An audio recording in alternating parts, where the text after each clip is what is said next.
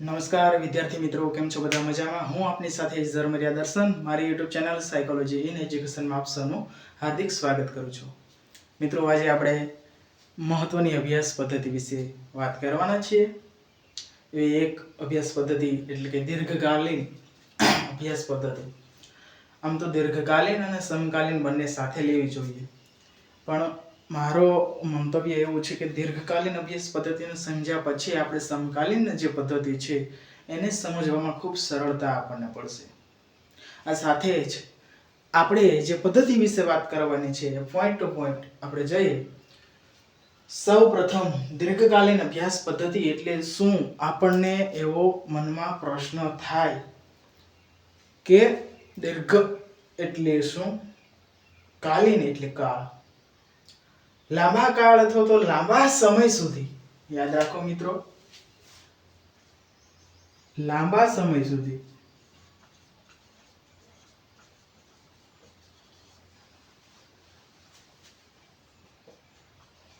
કોઈ અભ્યાસ જ્યારે કરવાનો હોય છે ત્યારે એક અભ્યાસ પદ્ધતિનો ઉપયોગ કરવામાં આવે છે જેને આપણે દીર્ઘકાલીન અભ્યાસ પદ્ધતિ તરીકે ઓળખી શકાય છે.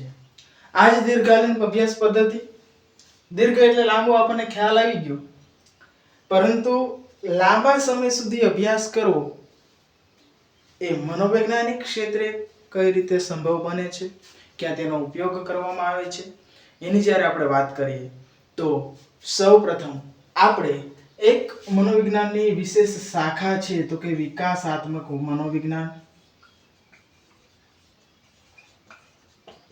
આ વિકાસાત્મક મનોવિજ્ઞાનમાં મહત્વનો જે પોઈન્ટ છે તો કે વૃદ્ધિ અને વિકાસ. વૃદ્ધિ અને વિકાસ. વૃદ્ધિ એ અમુક સમય અટકી જાય છે, વિકાસ છે લાંબા સમય સુધી ચાલે છે. એનો પણ આપણે અભ્યાસ કરીશું આના પછીનો જે યુનિટ છે એમાં. વૃદ્ધિ અને વિકાસમાં જ્યારે વાત કરીએ તો કોનો વિકાસની વાત કરવામાં આવે છે તો કે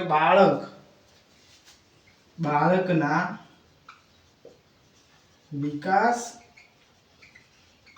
અને વૃદ્ધિની વાત કરવામાં આવે છે. તો કેવી રીતે ત્યાં દીર્ઘકાલીન અભ્યાસ પદ્ધતિ છે એ ઉપયોગી નીવડે છે? તો બાળક જ્યારે કહેવાય ને જન્મથી લઈ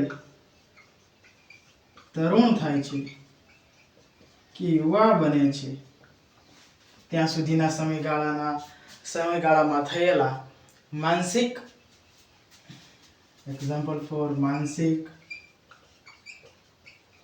સામાજિક, આવેગિક, શારીરિક વગેરે ફેરફારો છે એનો અભ્યાસ છે દીર્ઘકાલીન અભ્યાસ પદ્ધતિ દ્વારા શક્ય બની શકે છે. આવી જ રીતે અન્ય અભ્યાસો પણ છે એ કરી શકાય છે. એવું નહીં કે વિકાસાત્મક મનોવિજ્ઞાનના સંદર્ભમાં આપણે બાળક જ લઈ શકીએ.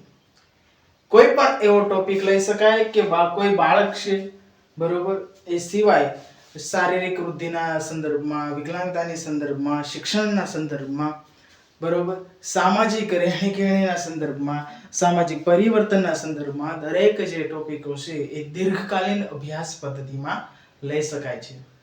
તેમજ વિસ્તારના સંદર્ભમાં પણ, તો એમાં થતા પરિવર્તનો અને વ્યક્તિના માનસ સ્થિતિ ઉપર જોવા મળતા જે પરિવર્તનો છે એનો અભ્યાસ આપણે દીર્ઘકાલીન અભ્યાસ પદ્ધતિ દ્વારા સંભવ બની શકે છે. તો એવી જ રીતે આપણે વાત કરીએ તો કે બાળકના જે આ વિકાસની વાત કરીએ અને એના થકી આપણે જે અભ્યાસ કરીએ છીએ એ અભ્યાસ એટલે દીર્ઘકાલીન અભ્યાસ. આ અભ્યાસ પદ્ધતિ એટલે કે લાંબા સમય સુધી કહેવાય અથવા તો લાંબા સમયગાળા સુધી છે જે અભ્યાસ કરવામાં આવે છે એને આપણે દીર્ઘકાલીન અભ્યાસ પદ્ધતિ તરીકે ઓળખવામાં આવે છે. આ જ અભ્યાસ પદ્ધતિની અમુક વિશેષતાઓ છે તો કે દીર્ઘકાલીન ક્યારે કહી શકાય? તો એનો ચોક્કસ સમયગાળો પણ આપણને કહેવામાં આવેલો છે. સમયગાળો તો કે 5 થી 25 વર્ષ. મિત્રો આંકડો યાદ રાખવો જેવો છે. ઘણી બધી જગ્યાએ 5 થી 20 વર્ષ સુધીનો પણ આપણને કહેવામાં આવેલું છે. તો 5 થી 25 વર્ષ સુધીનો જે સમયગાળો છે એ સમયગાળા અંદર આપણે બાળકના વિકાસ વિશે, વ્યક્તિના માનસિક સ્વાસ્થ્ય વિશે, વ્યક્તિના સામાજિક સ્વાસ્થ્ય વિશે પણ અભ્યાસ કરી શકાય છે. અથવા તો સ્વાસ્થ્યના સંદર્ભમાં કોઈ બાળક છે, કોઈ રિહેબ હોય કે વિકલાંગ બાળક હોય તેનો પણ અભ્યાસ કરી શકાય છે. સામાજિક મૂલ્યો, ધોરણોનો પણ દીર્ઘકાલીન અભ્યાસ પદ્ધતિ દ્વારા અભ્યાસ કરી શકાય છે. એવું નથી કે આપણે વૃદ્ધિ અને વિકાસના સંદર્ભમાં જ આપણે અભ્યાસ કરી શકાય આ પદ્ધતિનો ઉપયોગ કરીને. આ સિવાય મેડિકલ ક્ષેત્રે પણ આપણને એવા એક્ઝામ્પલો પણ આપવામાં આવેલા છે. એ એક્ઝામ્પલ લઈ શકાય ને બાળકનું ઉદાહરણ લીધું આપણે એક. બીજું તો કે કોઈ વેક્સિન બનાવવાની હોય તો એ સમય દરમિયાન કોઈ અન્ય ઉપર પ્રયોગ કરવામાં આવે તો એમાં સફળતા મળે, અથવા તો એ જે નિર્માણ કરવાનું છે, એ વેક્સિન નિર્માણ કરવાની છે, એના માટે અથાગ પ્રયત્નો કરવામાં આવતા હોય છે. એટલે એ અથાગ પ્રયત્નો થકી કોઈ એક્સપેરિમેન્ટ કરવામાં આવતા હોય છે. એક્સપેરિમેન્ટ થકી કોઈ સફળતા મળે છે તો અભ્યાસનો નિષ્કર્ષ મળે તો આપણે કેવું હોય તો તેને આપણે દીર્ઘકાલીન અભ્યાસ પદ્ધતિ દ્વારા કરવામાં આવેલો અભ્યાસ છે એ કહી શકાય છે. આ જ રીતે આપણે વાત કરીએ શિક્ષણ ક્ષેત્રે. શિક્ષણ ક્ષેત્રે વિદ્યાર્થીઓમાં ઇનબિલ્ટ આઉટબિલ્ટ કેવા પ્રકારના ગુણો છે, કૌશલ્યો છે, સ્કિલ છે, તાર્કિકતા છે, સમાયોજન ક્ષમતા છે, સામાજિક કૌશલ્યો છે, તેમજ અન્ય જે બાબતો છે વિકસિત છે કે કેમ, સર્જનાત્મકતા છે, એનો આપણે અભ્યાસ દીર્ઘકાલીન અભ્યાસ પદ્ધતિ દ્વારા સંભવ બની શકે છે કે બાળકનો શિક્ષણમાં, વ્યવહારુ શિક્ષણમાં, અભ્યાસિક દ્રષ્ટિએ શિક્ષણમાં કેવા પ્રકારના પરિવર્તનો જોવા મળેલા છે. તો એનો આપણે 5મા ધોરણથી માંડીને કોઈ 5મા ધોરણમાં બાળકને બેસાડવામાં આવે તો 5 વર્ષના સમયગાળામાં આપણે 10મા ધોરણનું અથવા તો 12મા ધોરણનું પરિણામ શું આવે, તો 5મા ધોરણ અને 10મા ધોરણમાં જે પરિણામ છે તફાવત પડશે અથવા જોવા મળે તો એ અભ્યાસ છે દીર્ઘકાલીન અભ્યાસ પદ્ધતિનું જ એક ઉદાહરણ છે, આપણે કહેવું હોય તો કહી શકાય. હા, સંભવિત છે કે વૃદ્ધિ અને વિકાસને કારણે એનામાં દિન પ્રતિદિન છે એ કોઈ પરિપક્વતાનું લેવલ છે વધતું જાય છે, તો એના કારણે પણ એના એવા ઇનબિલ્ટ ગુણો છે એમાં પરિવર્તન જોવા મળતું હોય છે. એવું પણ સંભવ બની શકે છે. આ સાથે જ જે સમયગાળાની વાત કરી કે એવું 5 થી 25 વર્ષ, મનોચિકિત્સકો અમુક જે મનોચિકિત્સકો કે મનોવૈજ્ઞાનિકો થકી કે સાયકાટ્રિસ્ટ થકી છે એ જો કોઈ માનસિક રોગ હોય, અહીંયા એ પણ આપણે એક્ઝામ્પલ લઈ શકાય કે માનસિક રોગની સારવાર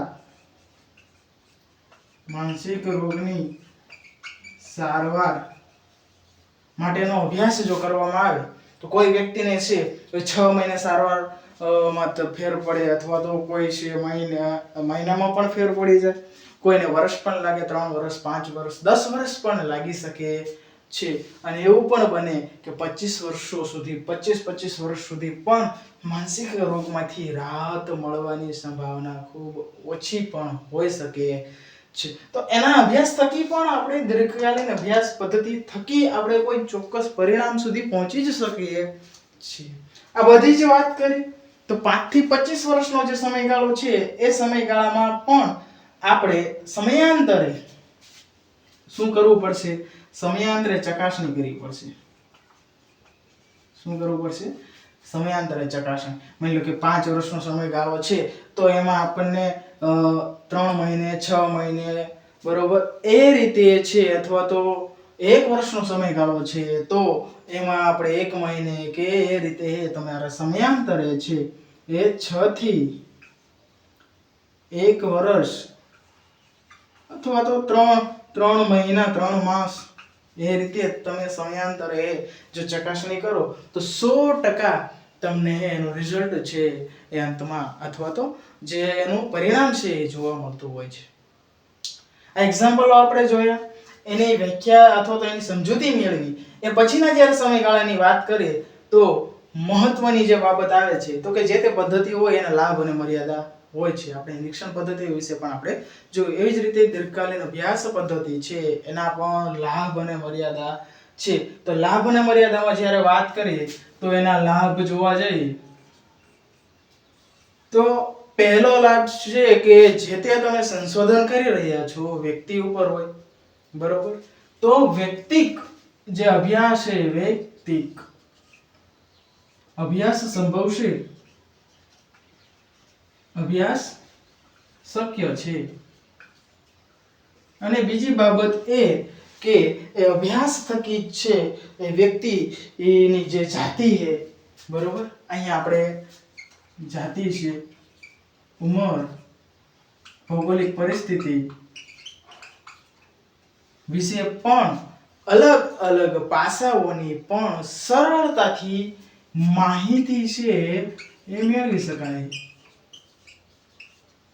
તો આ એના મુખ્ય લાભ થયા. હવે મર્યાદાઓ પણ હોય છે. દરેક જે પદ્ધતિઓ હોય એની મર્યાદા હોય. આપણને વ્યક્તિગત અભ્યાસ કરવા મળ્યો, જાતિ ઉંમર આધારે પણ આપણને એનું પરિણામ જોવા મળ્યું. પરંતુ જ્યારે આપણે કોઈ પણ અભ્યાસ પદ્ધતિનો ઉપયોગ કરતા હોય છે તો એને કોઈક ને કોઈક મર્યાદા હોય છે. આ મર્યાદાના સંદર્ભમાં જ્યારે આપણે જોવા જઈએ તો ખાસ કરીને જ્યારે આ પદ્ધતિ દીર્ઘકાલીન આપણને ખબર છે કે લાંબા સમય સુધી ચાલશે તો લોકો કેટલો સાથ સહકાર આપશે કે આ તે વગેરે બાબત છે એ કહેવાય ને કે સપોર્ટિવ બનવું ખૂબ મુશ્કેલ. એટલે સાથ સહકાર ન મળવું, આપણે મર્યાદામાં વાત કરી શકાય તો કે સાથ સહકાર ન મળવો,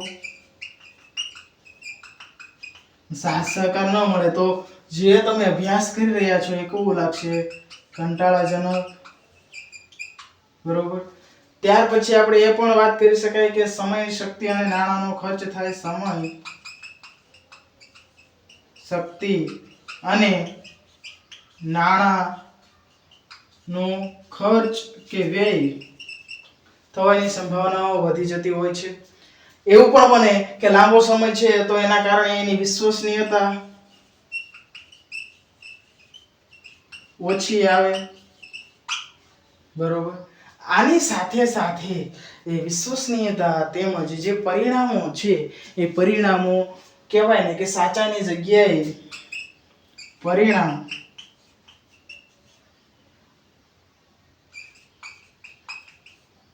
સારું, અસત્ય, અયોગ્ય આવી શકે છે, આવી શકે છે. એ જ બાબત આપણને પાઠ્યપુસ્તકમાં પણ જણાવેલી છે. અને ઘણી બધી વાર એવું પણ બનતું હોય છે કે પરિણામ તો આવવાની વાત દૂર છે પરંતુ નિષ્કર્ષ સુધી પણ પહોંચી નથી શકાતું. એવું પણ બને, નિષ્કર્ષ સુધી પણ પહોંચી શકાતું નથી. તો આ એની મર્યાદા થઈ. તો યાદ રાખો મિત્રો કે દીર્ઘકાલીન અભ્યાસ પદ્ધતિ એટલે લાંબા સમય સુધી અભ્યાસ કરવામાં આવતો, બરોબર, કોઈ વ્યક્તિ ઉપર, વ્યક્તિના માનસિક, સામાજિક, શારીરિક પાસા ઉપર, તેમજ અન્ય ઉદાહરણો આપણે જોયા, કોઈ શોધ કરવાની હોય તે સમય દરમિયાન એ પદ્ધતિનો ઉપયોગ થાય. શિક્ષણ ક્ષેત્રે એનો ઉપયોગ કરી શકાય. માનસિક રોગ, બરોબર, તેમજ બાળકોના જે વિકાસ સંદર્ભમાં પણ આપણે આ પદ્ધતિનો ઉપયોગ કરી શકાય છે. એનો જે સમયગાળો છે એ 5 થી 25 વર્ષનો છે. આના 5 થી 25 વર્ષના સમયગાળા પછીની જ્યારે આપણે વાત કરીએ તો કે લાભ અને મર્યાદાઓ. લાભમાં વ્યક્તિગત અભ્યાસ શક્ય છે, તેમજ જાતિ, ઉંમર અને ભૌગોલિક પરિસ્થિતિ અનુસાર છે આપણે પરિણામ છે મેળવી શકાય છે. તેમજ તેની મર્યાદામાં એની વિશ્વસનીયતા ઓછી આવી શકે છે, લાંબા સમયને કારણે કંટાળાજનક લાગી શકે છે, તેમજ સાથ સહકાર ન મળે, સમય, શક્તિ અને નાણાંનો ખર્ચ થઈ શકે છે, તેમજ પરિણામ છે અયોગ્ય આવી શકે છે અને નિષ્કર્ષ સુધી પહોંચી શકાતું નથી. આ સાથે જ આ સરસ મજાના પદ્ધતિ વિશે અભ્યાસ કર્યો. એ અભ્યાસ પદ્ધતિ જો તમને આ વિડીયો ગમ્યો હોય તો લાઈક, શેર અને સબસ્ક્રાઇબ કરવા વિનંતી. Thank you.